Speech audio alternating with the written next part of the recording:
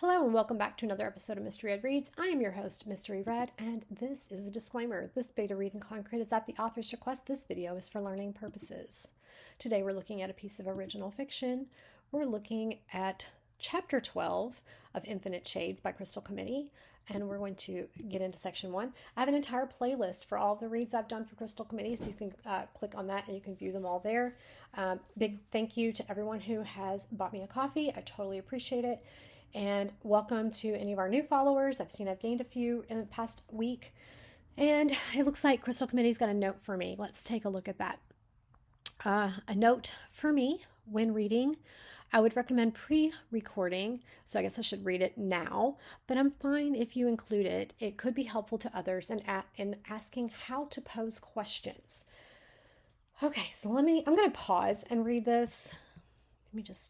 Okay, so now that I've read this note, it answers my question that I had from my chapter 10 and 11 reads where there was like sections, and I was like, I wonder what this is, and there's like no notes around it, and it's highlighted, and I was like, I know Crystal Committee is going to know what it is. I wonder if it's supposed to mean anything to me, but it's not. As I'm reading this note in the side, it's basically how Crystal Committee has kind of chunked up the work for when they're editing from their phone.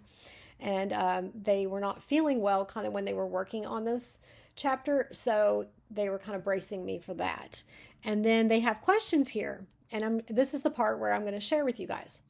So things I'd like to see if you note. I'll try without spoiling, or maybe come back to this part at the end and answer my questions. I am going to come back, I think, at the end.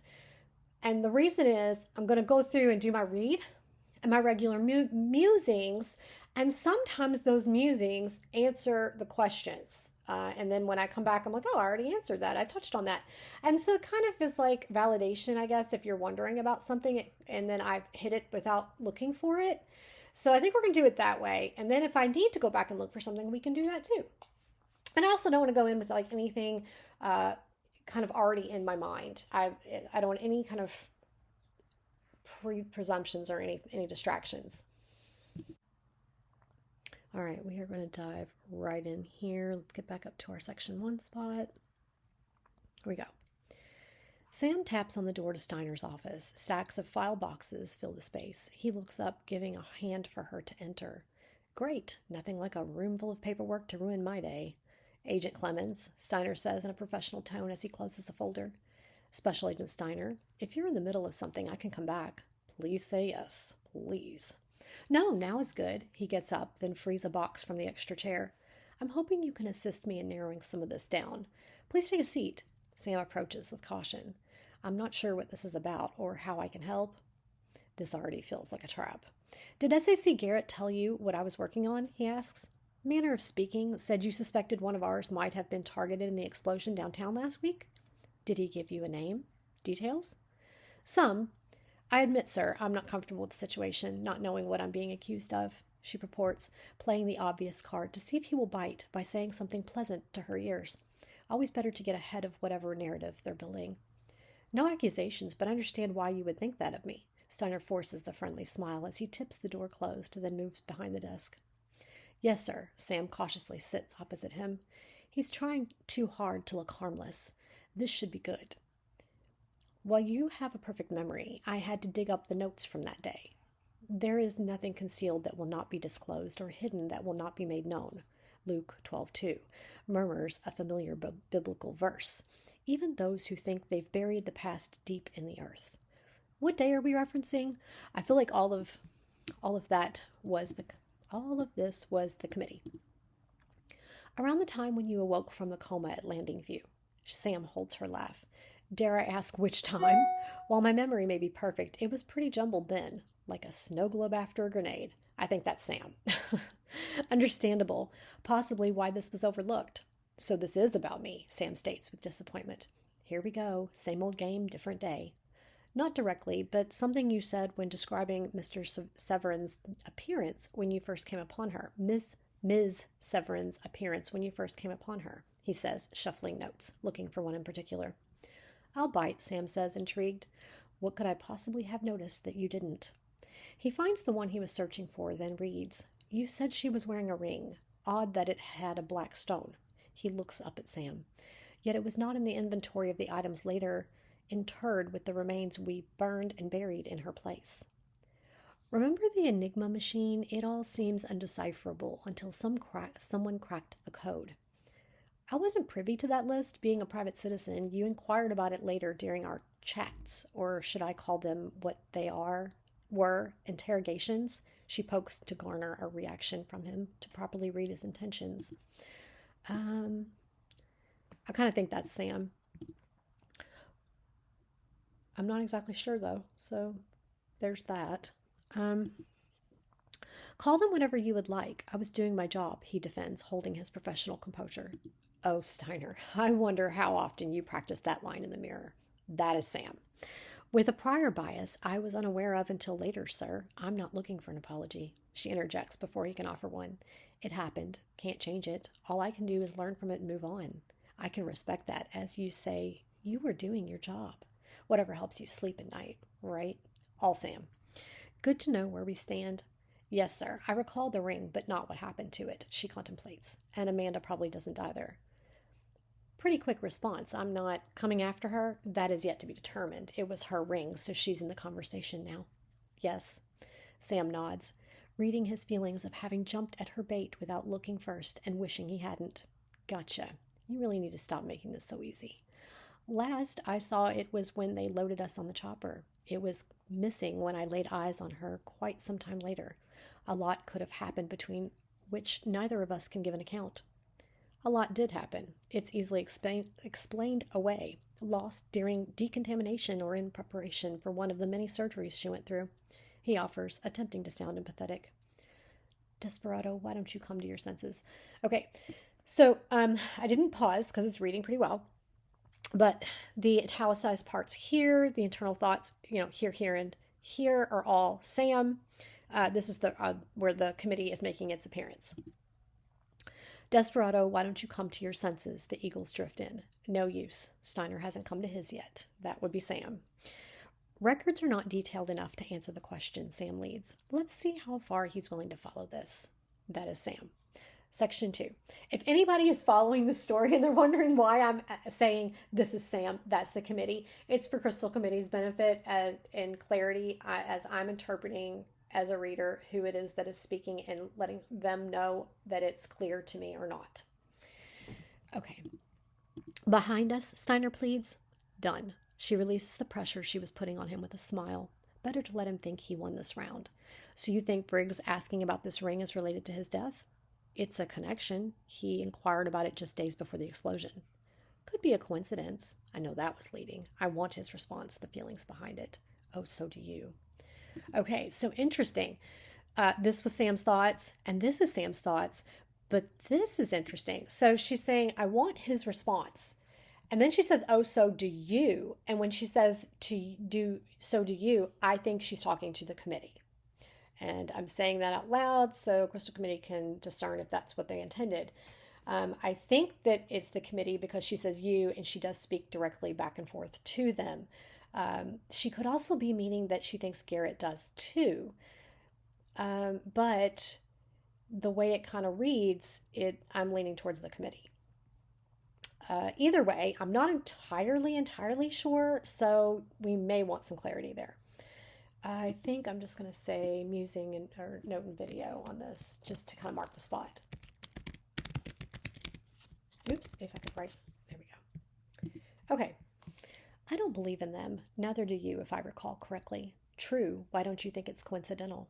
It's hearsay at best. A local detective was present, someone with a vested interest in one of Briggs' identities. Okay. I had to stop. I had to go take care of my disabled sister who is still sick, and now I am back, and I may have to stop again, but I think I left off right here. Wraith and Detective Bryant, who actually Homeland here, we'll start over. Wraith and Detective Bryant, who's actually Homeland here to investigate the PD, he used that as a plausible reason for being here. Don't, she speaks over him. Steiner, shut it. You're not going to outmaneuver me on this one. I know this because Bryant came knocking on Riley's door in a related endeavor while I was at the academy. I wasn't blind, and neither was he. If he's dropped something to you, then there is validity to it. Is that easy for you? He asks. Yes, because while Briggs, aka Wraith, might have been one target. Okay, let me try that again. It looks fine to me. I have no excuses to not reading that correctly. Let's try again. Yes, because while Briggs, aka Wraith, might have been one target, there was another in play with interest on two fronts. There are more things in heaven and earth, Horatio, than are dreamt of in your philosophy, a voice nudges, invoking Hamlet. Right, good one. Not everything fits in the boxes of his understanding. Yeah, I'm offering him other possibilities, hoping it'll widen his focus away from Amanda's wedding ring.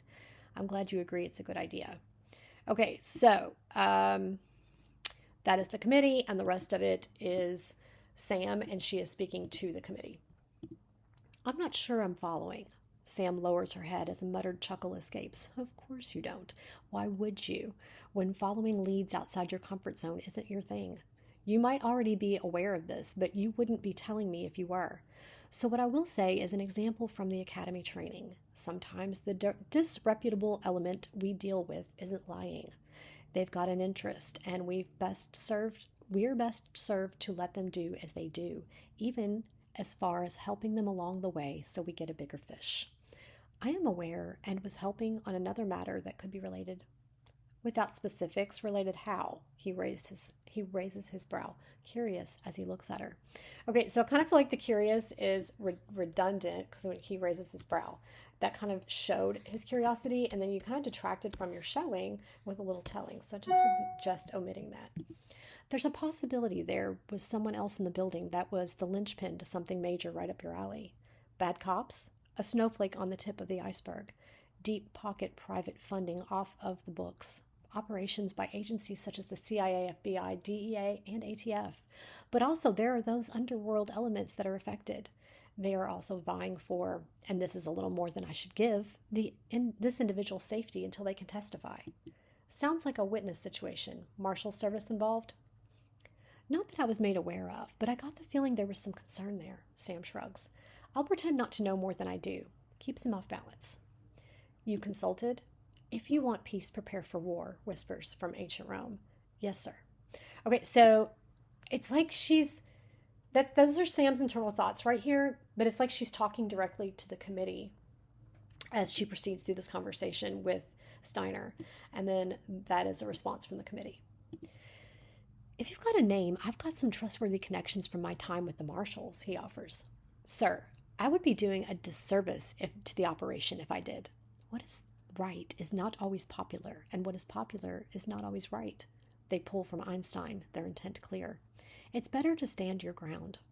Besides, I was given numbered profiles and asked to find trends, vulnerabilities, and connections.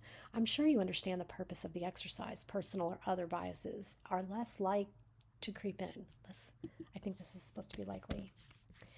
I do believe this is, again, her internal thoughts this is the committee. I kind of feel like the rest of it is the committee as well in this. Yes, but I would think with your memory, your analysis was more in depth than usual. We suggest letting him have that one because it is true, and we judge his compliment as genuine. Okay, I'll roll with it. I just know it could be another angle to look at. All right. I got interrupted again, but I'm back. Okay, so I think we left off right here, and that's where I'm going to pick up. Yes, but I would think with your memory, your analysis was more in depth than usual. We suggest letting him have that one because it is true, and we judge his compliment as genuine. Okay, I'll roll with it. I just know it could be another angle to look at. Okay, I really like this line, and I'm going to tell you why.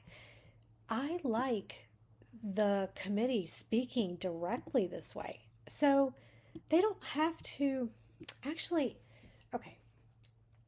I thought that they spoke in song verse and in quotes because they were trying to communicate, and that was how they had to communicate. And so when I read this line and I realize that that's not the case, I really want more of this. I really want more of this where it's just direct. And then, yeah, I mean, that's super easy. And this line has really got me like, yes, I want more of that. I want more of them just directly speaking to her. I understand them, or I don't even understand why they speak to her in quotes and in metaphors and riddles and ominous ways if they can just do this. Now, I don't know if it's just maybe a specific member of the committee decided to speak this clearly and it's a choice of theirs. I'm not really sure what their motivation is for singing in song verse or in metaphor. And I'm going to make the observation, or I'm going to let this muse out. I'm going to muse this out. I like it better when they talk like this because I'm able to follow along without having to interpret it.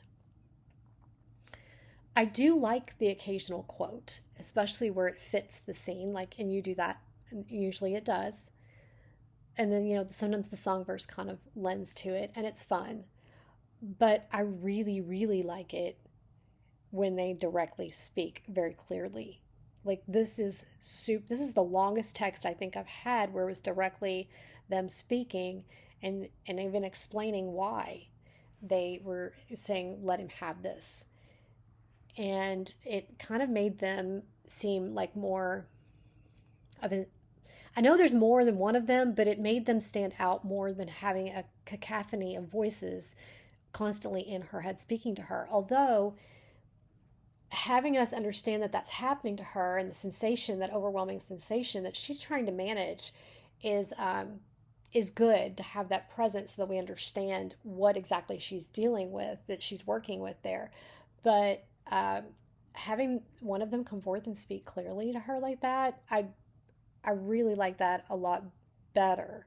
So I'm not saying change it, but if it was intermingled, like let's say they threw out a quippy quote or they threw out a song verse and then they got serious. It's almost like those are them speaking Sam.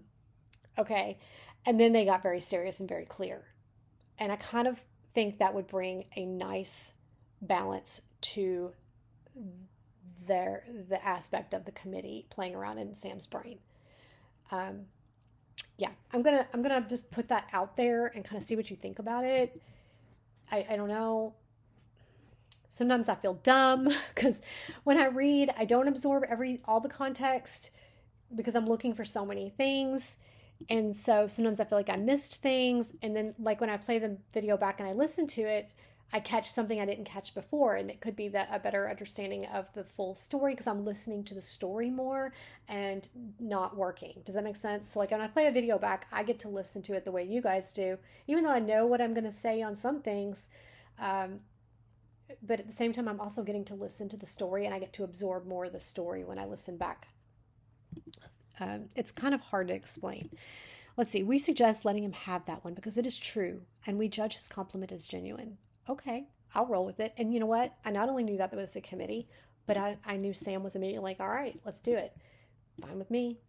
I trust you, which she kind of does and doesn't at the same time based on some of the past texts we've had. All right.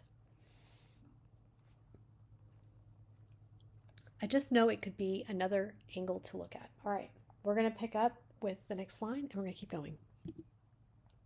But you'll keep that close to the vest until you can answer yes or no. Yes, sir. I can respect that, Agent Clements, Steiner states with sincerity. Thank you, sir. So, Briggs, why inquire about a ring lost in the shuffle years ago? I don't know, but I'd like to find out. I have been advised if it relates, you'll find the connection to what he was working on. Since I don't know what he was doing, I can't answer your question. That would make this easier, wouldn't it? Yeah, but not to the level of, is it that squirrel over there? Is that a squirrel over there? I know I've used it before. Okay, it's like a red herring.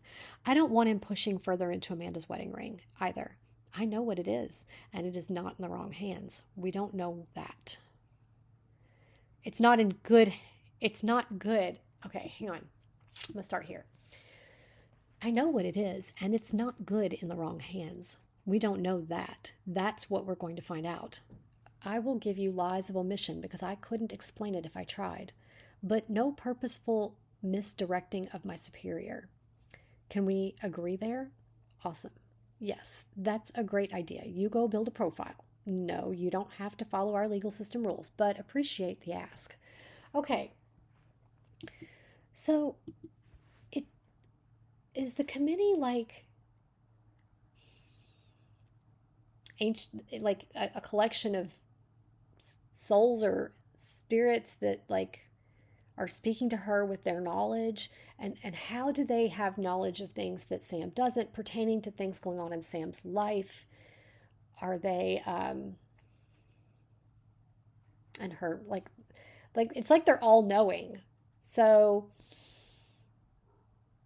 I understand they're a group and they're a collective, and like they don't have bodies, but she's asked a couple times, hey, you know, Mark Twain, are you in there? You know, so she's like, it's obviously, I kind of get the sensation that it's like spirits and they're speaking to her. Some would call that possession, but they're not controlling her body, and she's still got her own thoughts in there. But at the same time, that's kind of the sensation I'm getting.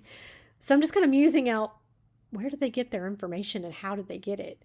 But at the same time, let's evaluate this paragraph.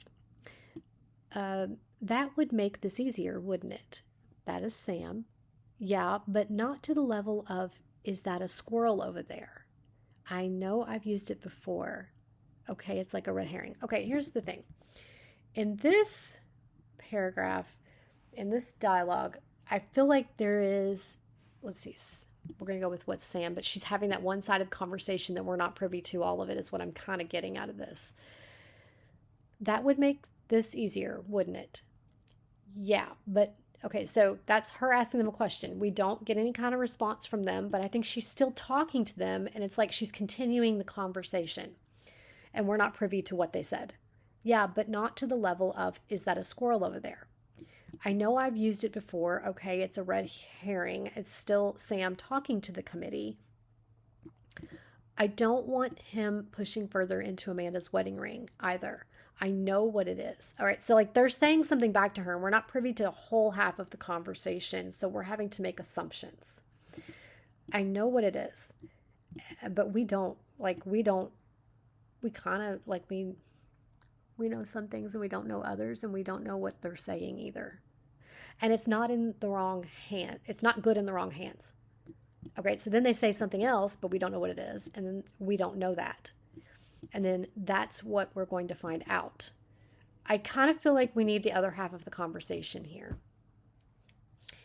And because it's such a long bit, I almost feel like it should go out like text, like dialogue between two characters, because essentially it is.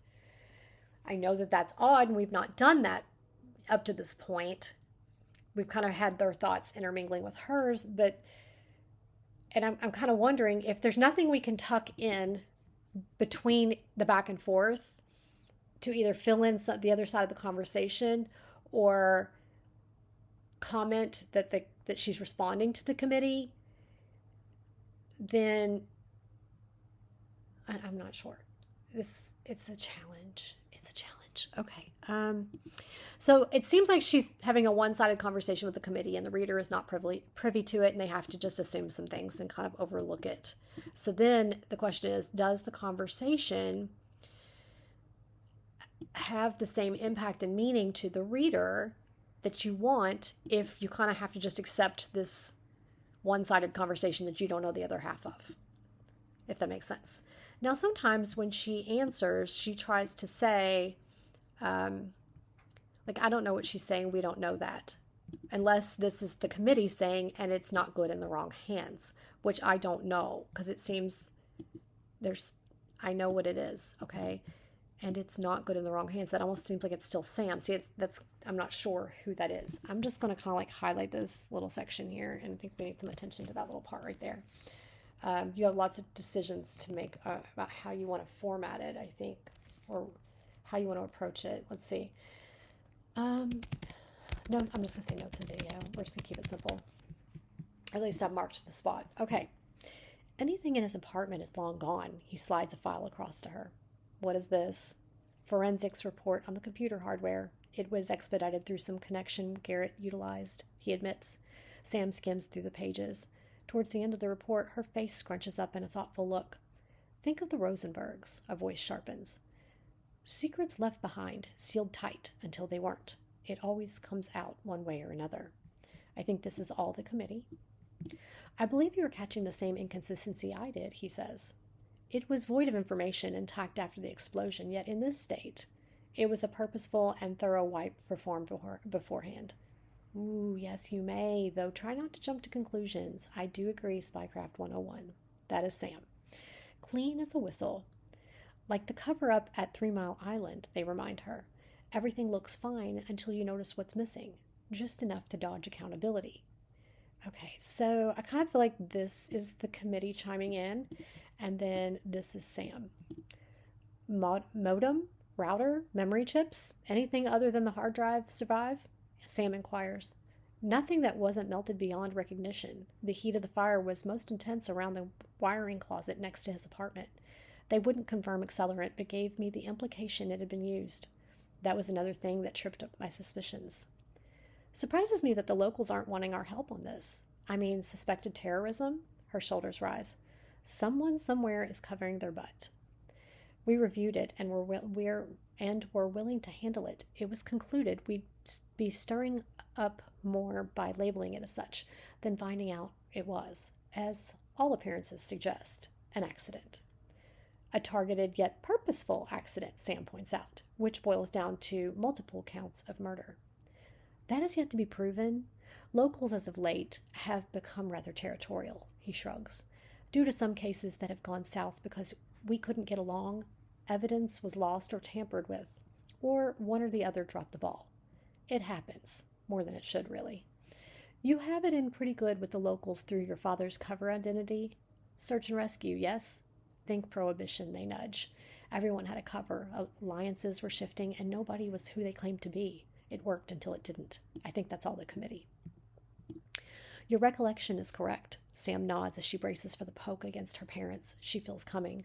Here it comes. All right, so that felt redundant because she kind of already implied it. I just cut that part. Cue the passive-aggressive parental jab in 3, 2. Mama tried to raise me better, but her pleading I denied. Merle Haggard hums low in her thoughts. Even the best advice won't stop you from screwing it up, Steiner. 1. All right, so that was the committee tucked between Sam's thoughts. Section 3. Word of advice, try not to lose that. Ugh, that read legit to me. You as well? Damn. Okay, accepting. Okay, so it seems like she checked in with the committee. They kind of agreed.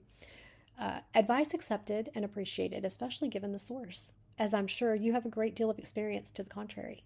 Yes, Agent Clemens, I do, he says, taking the caricature with broad shoulders. Sam is surprised by his reaction, the sense of purposefulness in not taking an affront to her comment. Interesting. Usually that would have gotten a rise. He's holding something back. Steiner continues. Not being able to get anything from the drive, I had it checked on from this side. He'd assessed our servers a couple of hours before the blast. I had them verify it twice.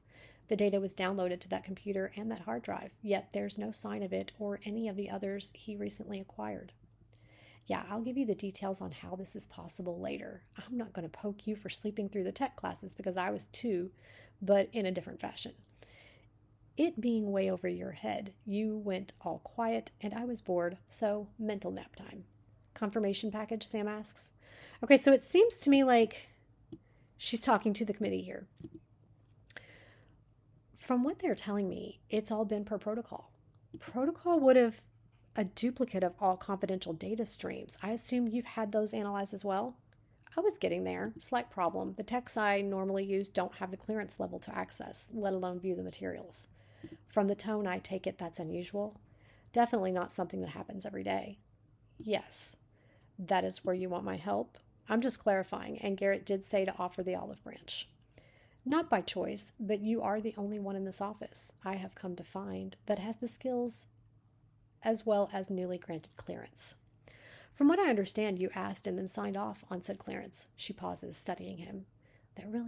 That's what really bugs him, isn't it? I like this getting on the same page with all y'all. I don't want to say it. Okay, your arguments are good, I will. That bothers you, she states. Under most circumstances, yes, it would.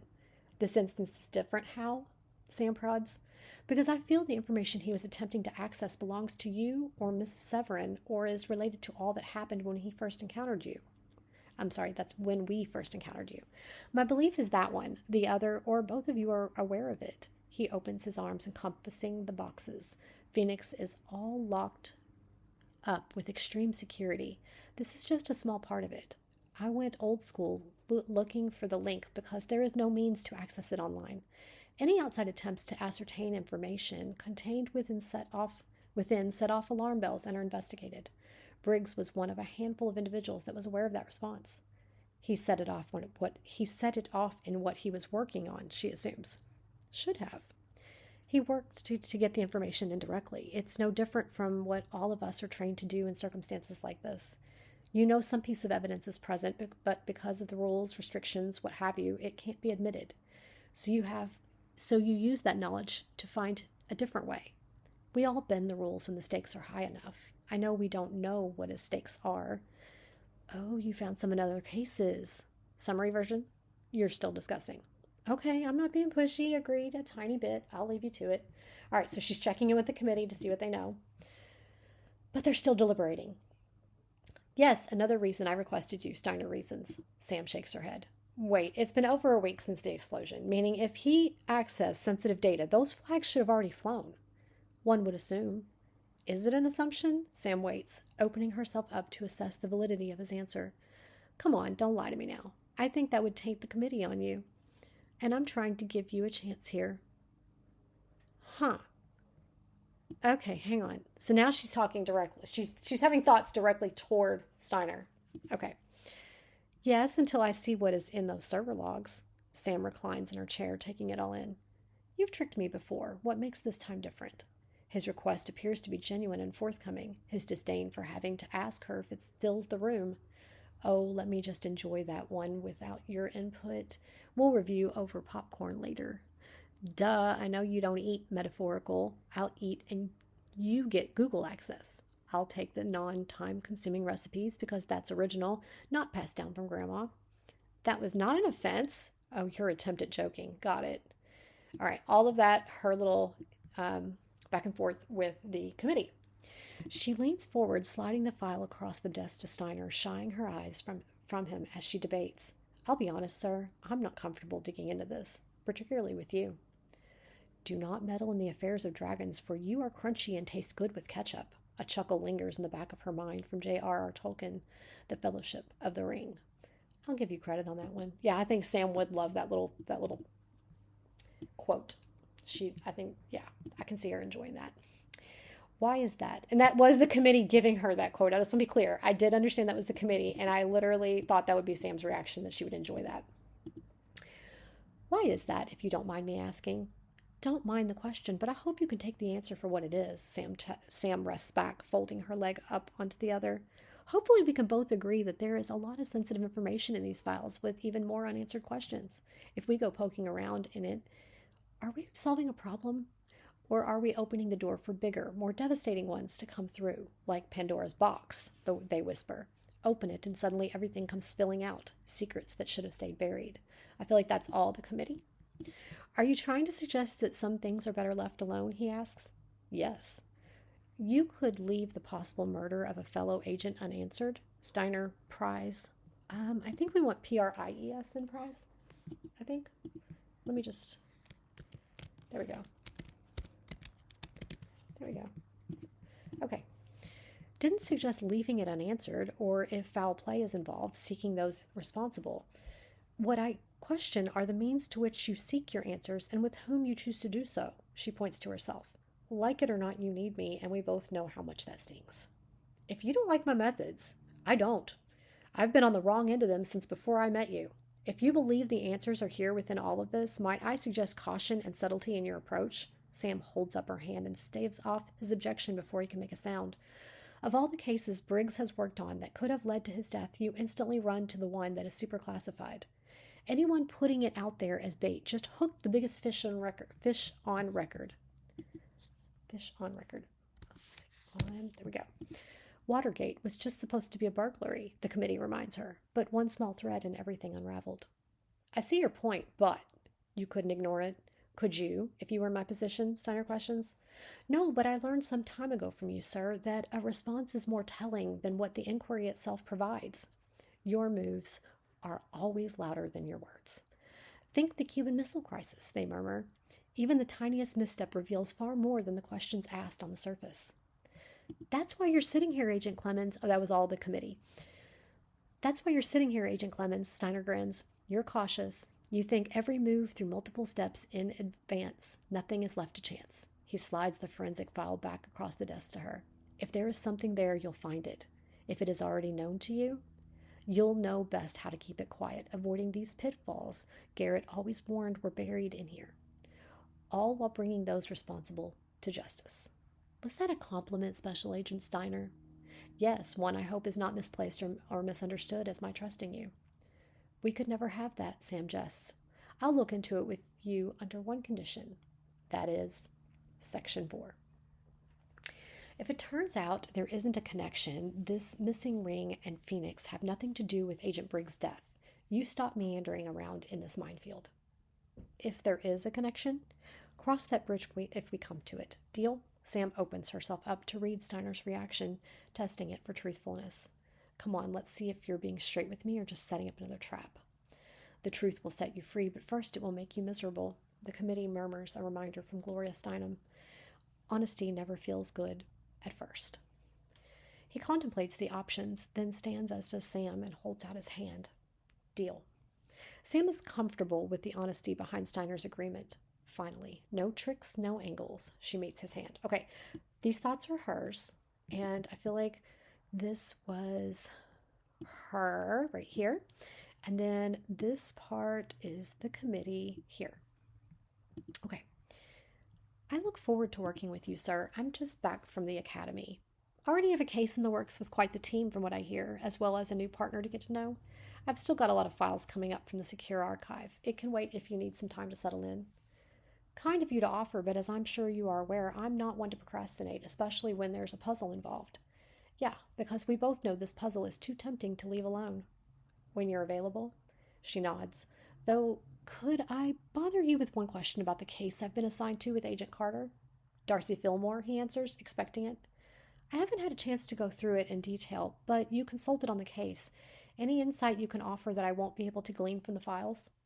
It's been years. The only reason I knew you were on it was that I had to sign off on the release of my findings held with the Bureau. Why were we involved in a simple case of, I'm sorry to correct that, I don't know if I can say that word on YouTube, so I'm just going to bleep. Homicide is anything but simple. Sam stutters. Damn it, keep it together. There are no small parts, only small actors. They nudge, borrowing from Stanislavski. I forget it. Even the cases that seem beneath notice carry deeper roles within them. It's not governed by our jurisdiction unless we're either asked or, as in that case, it took a crime against children turn. Think Iran-Contra, the committee whispers. Governments move in shadows, rules bending when there's something more at stake. From what I have gotten through thus far, that turn isn't in the official documentation. It's not. No good would have come from her adopted family knowing the horrific details of what she'd been through. It was, by Miss Fillmore's request, even though a minor, that we not divulge her part in exposing a child exploitation ring. She turned down witness protection and was well on her way to a successful normal life. I see. Sam reads Steiner's intentions behind the words as truthful. For once, no lies, just facts. Okay, so she kind of had like a for once thought earlier. And also I want to stop myself. I'm going to highlight right here just so I can find my spot back really quickly. We're going to go with yellow. And I'm going to scroll back and analyze our dialogue. Come on, let's see if you're... I already covered that one. Finally, no tricks, no angles. That's Sam. Okay. Yeah, but we both know this puzzle is too tempting to leave alone. Sam. Okay. Damn it, keep it together. Sam. There are no small parts, only small actors. They nudge, borrowing from Stanislavski.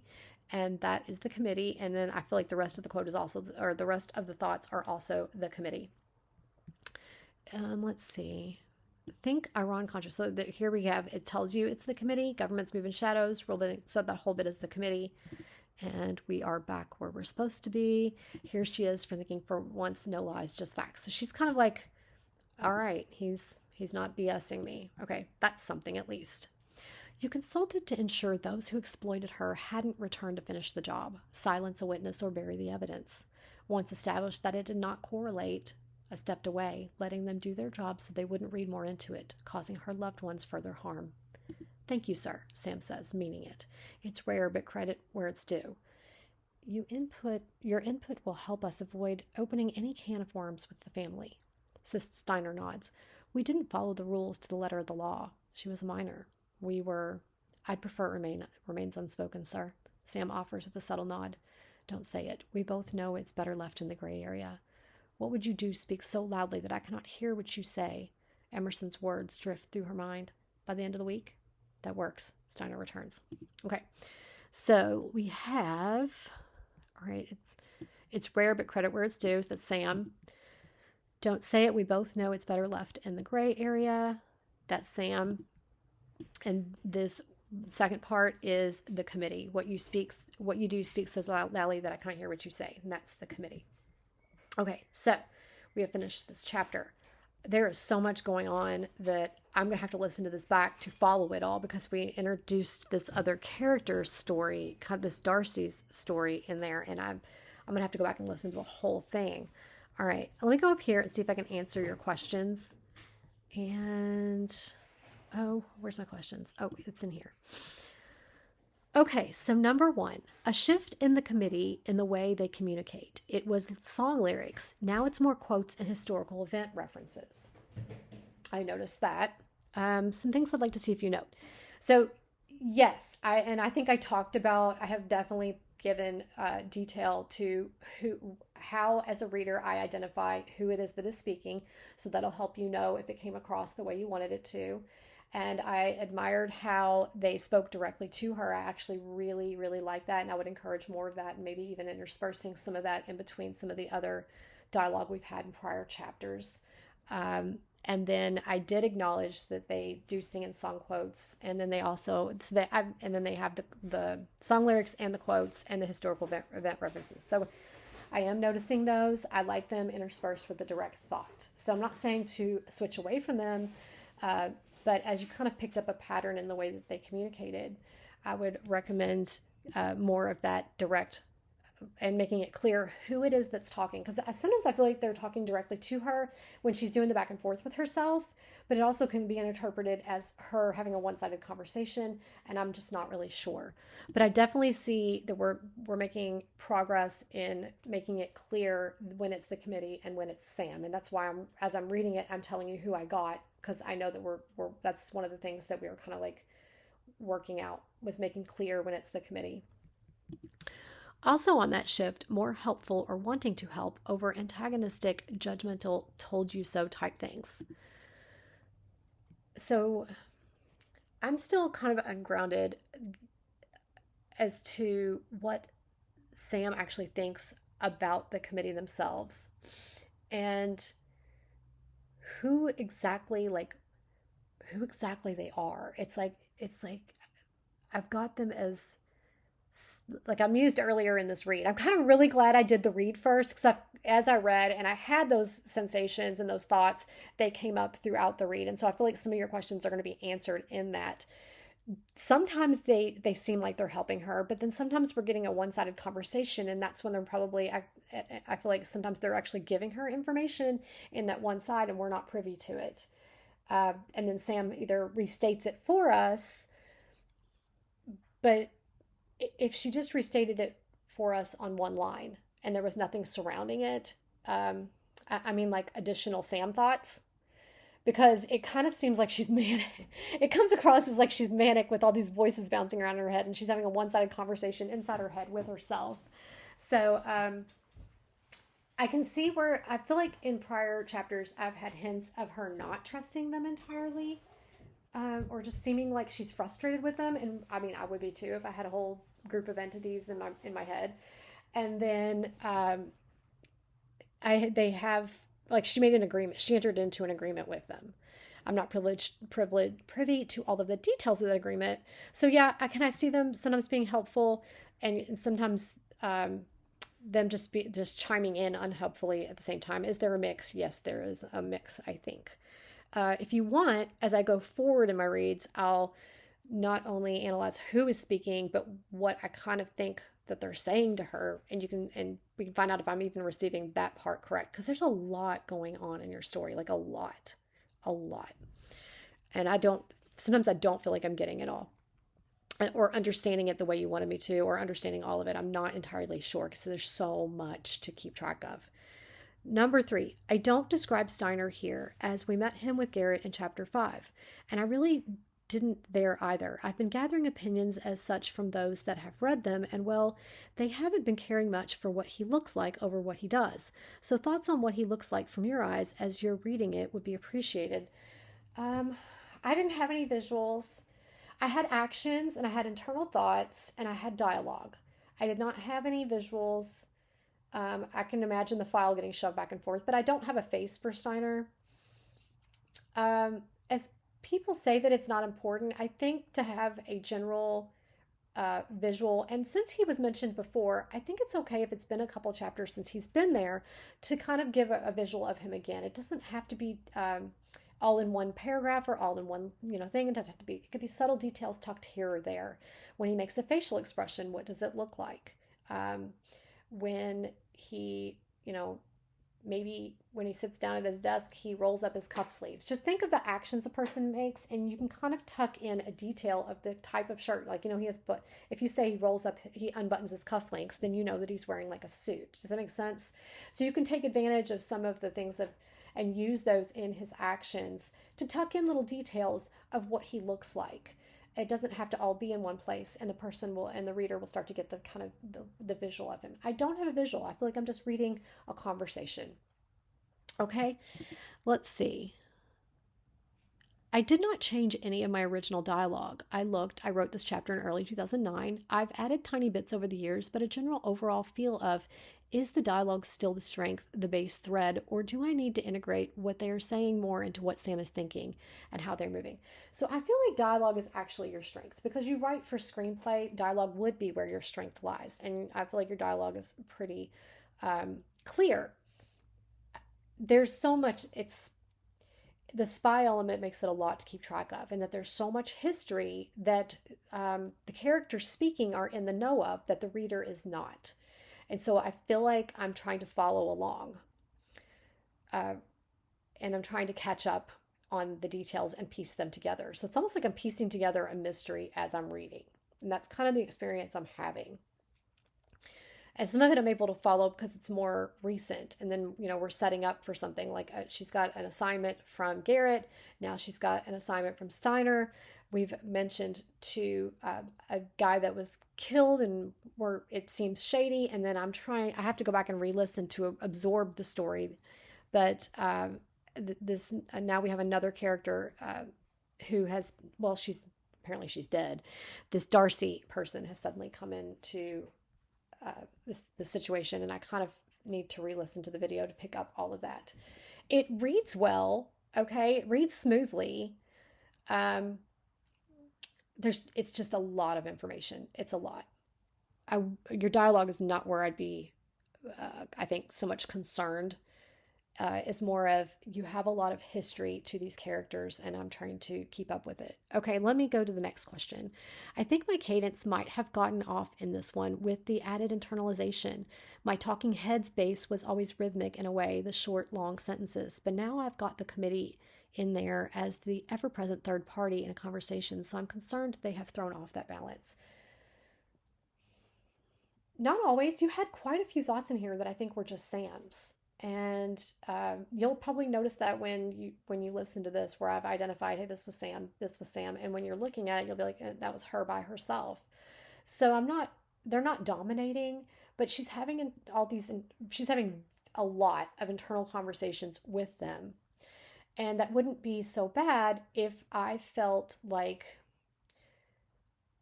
almost feel like Steiner in the room, who has no idea about the conversation. Okay. But then I I even have Sam's internal thought of the conversation, but I don't have all of the committee's opinion or what they're saying. And so I feel like I'm privy to half of a conversation. And so I still feel like an outsider from that respect. Yeah. And then I'm trying to follow along Sam's interactions with the committee. And on top of that, I'm trying to keep track of what's going on between her and Steiner, and then her and Garrett, and then her and Amanda. So there, she's got all these interactions and all, and she's got cases and assignments and all these things happening. And on top of it all, I'm still trying to gauge the committees in the crystal. They're a committee of spirits that are speaking with her. I don't know. I don't think I know why. What do they have invested? Like what is their investment in Sam? Why are they wanting to communicate through her? What is their end goal and their purpose? What is their intention? What is it they want? I'm not sure about that. And I'm not entirely sure who they are. It's just kind of how I'm gathering is that I feel like they're a group of spirits, and the way that she pokes at them about our Queen Elizabeth, are you in there? That kind of thing. That makes me think that it's a collection of spirits, like souls or whatever, and they're speaking to her. But I'm not entirely sure what they want and what their goal is, and I don't even know if they can entirely trust them because sometimes they're not helpful. And so I'm not grounded in the committee and their intentions. I don't know if I'm meant to be though, so I'm not poking that too hard because I'm not really sure what I'm meant to feel about them. What do you want me to feel about them as the reader? I don't mean me personally, I mean the reader. What do you want the reader at this point in this chapter? What do you want the reader to feel about them? Me, I feel uncertain about them. I don't entirely trust them. I don't feel like Sam does either. I'm not really sure what their goal and their intentions are. So I'm trying to figure out the committee, and I'm also trying to keep track of the conversation with Steiner, and I'm trying to keep track of the conversation with Garrett and the interactions with Amanda. I know Amanda's not well. I know Garrett has an assignment for Sam, and now Steiner does too. And there's just a lot of information. And sometimes when I go back and I play it back, I get to absorb the story more. So I'm probably going to do that, and then I may have additional thoughts, which I'll just send you. So on that note, it actually is not reading badly. I don't have a whole lot of visuals, and I think there's a lot to glean from this read. So hopefully it helps, and I will talk to you soon. Guys, thank you for joining me, and I'll see you next time on Mystery Red Reads.